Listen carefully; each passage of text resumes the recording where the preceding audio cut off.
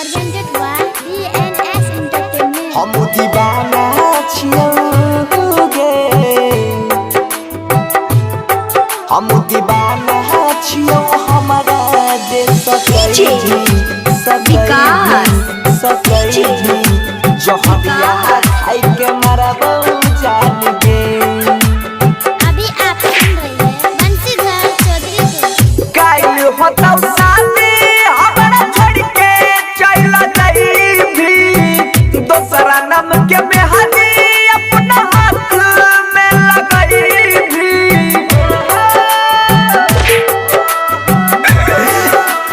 हे गे काइल होतौ शादी हमरा छोड़ के चल जाइबी, दोसरा नाम के मेहंदी अपना हाथ में लगाइबी। जिए के भरोसा हम नहीं करबौ जान गे। हम दीवाना छियौ गे, हम दीवाना छियौ हमारा जे सतई भी जहरिया खाई के मरबौ जान गे, जान गे। हम दीवाना छियौ हमारा जे सतई भी जहर खाई के मरबौ जान गे। डीजे विकास, डीजे विकास मटियार कला सीतामढ़ी, मटियार कला सीतामढ़ी। Presented by Neeraj Divansh Lataona. हाँ किस्मत में हमारा लिखल रही न जान गे, झूठे हमर सपना झूठे सजल यार मान गे। हाँ किस्मत में हमारा लिखल रही न जान गे, झूठे हमर सपना झूठे सजल यार मान गे। कोड़ी के गजदारी बन गेले बेईमान गे, कहरी हो जान मानरी हो भगवान गे।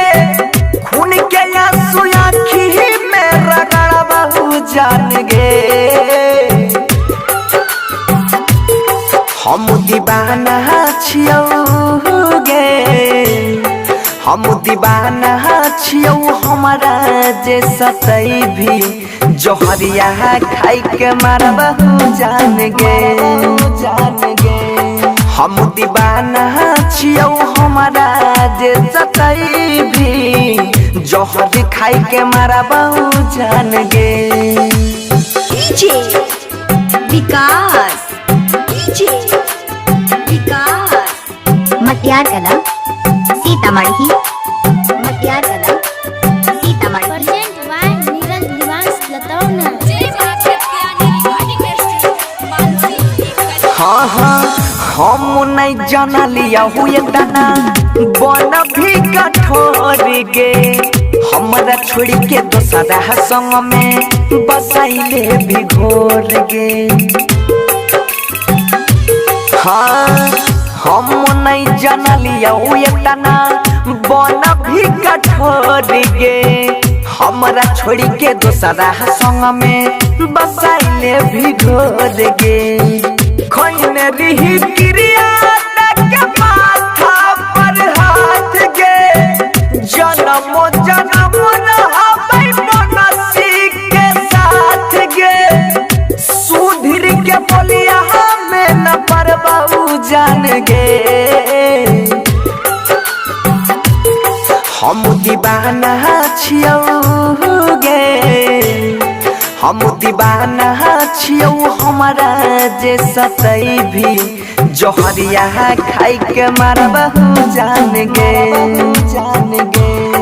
हम दीवाना छियौ हमारा जे सतई भी जहर खाई के मरबौ जान गे।